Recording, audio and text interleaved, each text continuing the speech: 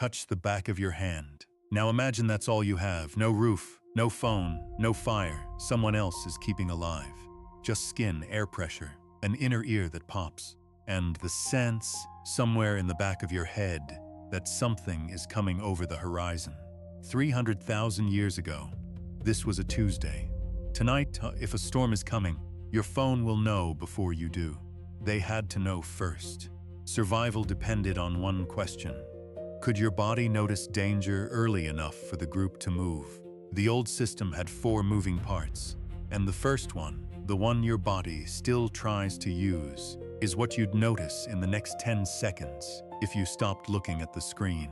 In April 2014, 20 small birds in Tennessee, golden-winged warblers, each lighter than 2 nickels, did something their species was never supposed to do.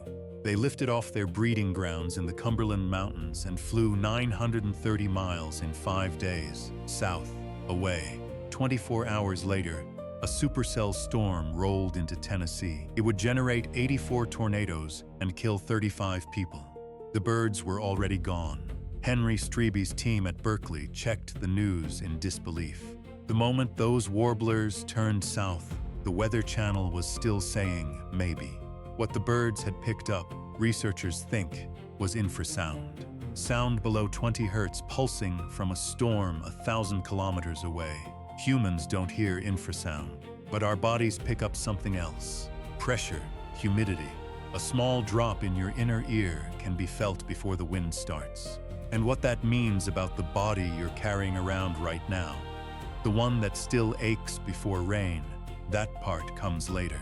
But the warning was only the start. Right now, somewhere in northeastern Ethiopia, an Afar elder is standing in the early light, watching how the ants stack their mounds and which way the swallows fly. By breakfast, he will know whether the rains are coming. Not exactly when, but close enough to act. He is not guessing. He is reading. His system reads dozens of signals at once. Ants build their mounds higher before rain. That's one. Swallows fly low when their insect prey flies low, which happens when humidity rises. That's another. Nothing is taken alone. Everything is triangulated. Researchers documenting the Afar in 2019 found that this system has run reliably for centuries, older than the radio, older than the written word, and your body has not forgotten it. A Tufts study of 200 people with knee osteoarthritis found that pain rose measurably as barometric pressure dropped.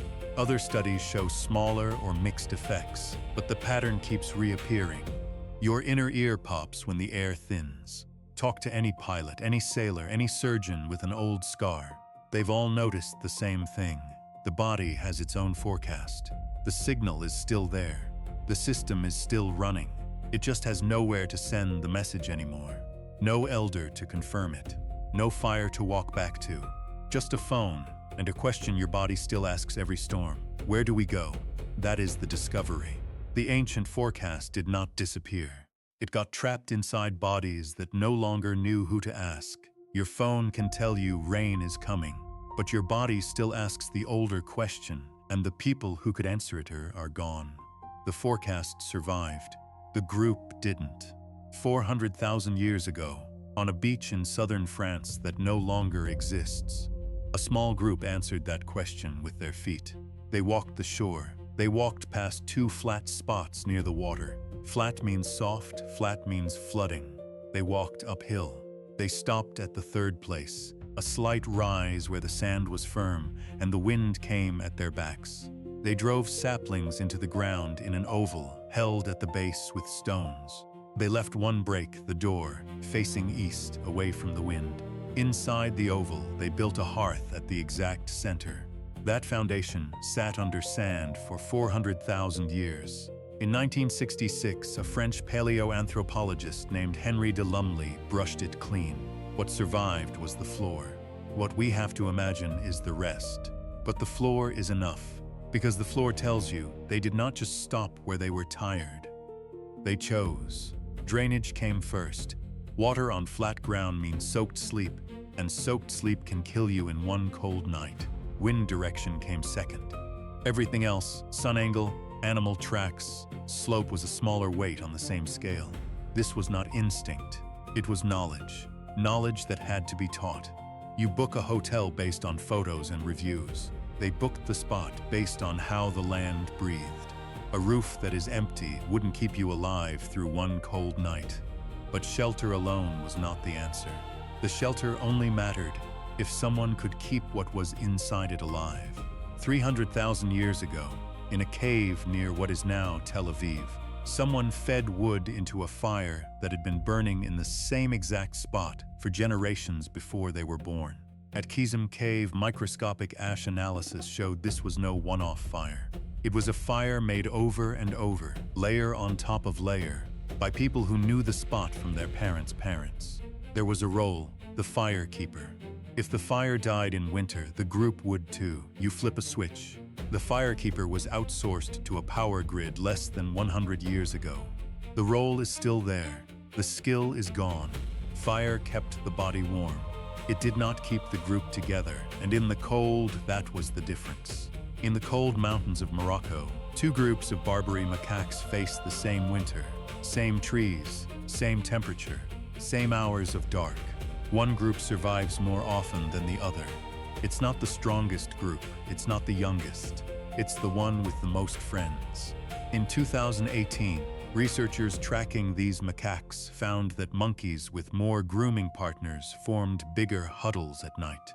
Bigger huddles meant smaller heat loss. Smaller heat loss meant winter survival. For 290,000 years, this was you, old leaning on young, pressed in the dark. The breath of the person beside became the air you breathed in. No one slept alone. The group was the body. You sleep alone tonight. You heat your home for one. The way your bedroom feels at 2 a.m. when no one else is in the house. That silence is new. Your great-great-grandmother would not recognize it. Neither would hers, going back to people who lived inside the group so completely that the word would not have made sense. The heater replaced the group. It does not replace the skill. The skill knew that a body alone in the dark is a body losing heat. The skill knew that warmth was never a private thing. It was something the group made together, breath by breath, hour by hour, through every winter for hundreds of thousands of years. 4 skills, all gone. And yet, something in you still keeps trying. What's still trying is your body. It still reads pressure when storms approach. Your knees ache before rain. Your inner ear pops. Even your sleep goes thin the night before a system rolls in. The signal is intact. The nervous system that used to know what to do with it isn't. Every pre-storm headache, every flinch at thunder, that's a 290,000-year-old algorithm running on hardware. Nobody updated. It runs whether you notice or not. It does not need your permission. It does not care that the phone in your pocket has done its job. The body keeps looking for the breath of someone close. The last time your phone died on a stormy night, and you felt that small, irrational panic, you weren't afraid of the storm. You were afraid of going back to the world. Your body still remembers how to survive. We did not lose the forecast. We lost the people who knew what to do with it. So the next time your knees ache before rain, or your ears pop before a storm, that is not noise. That is an old warning system still trying to find the group. Your body remembers the storm. It just no longer remembers where everyone went.